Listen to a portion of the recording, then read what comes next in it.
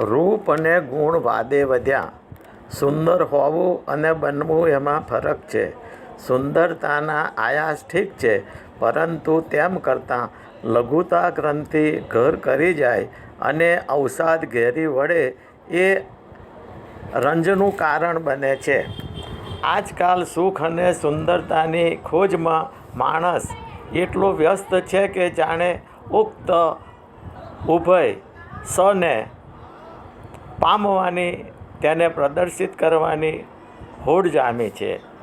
તેમાં પોતાના હિસ્સાનું જે ચપટી સુખ છે તેને પણ હાથે કરીને હણી નાખાતું હોય છે.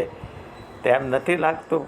અર્થાત સુંદરતામાં જ અઢળક સુખ મળવાની ગ્રંથિ બંધાઈ ગઈ છે અને તેમાં ગુણોને અભરાઈ ઉપર ચડાવી દીધા છે. તો સાચું સુખ શામાં છે?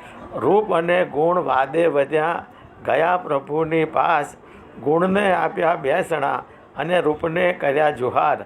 જુહાર એટલે આવજો, ટાટા, બાય બાય. જો એમ ન હોત તો શ્રી કૃષ્ણજી કુબજા ઉપર વારી ગયા ન હોત.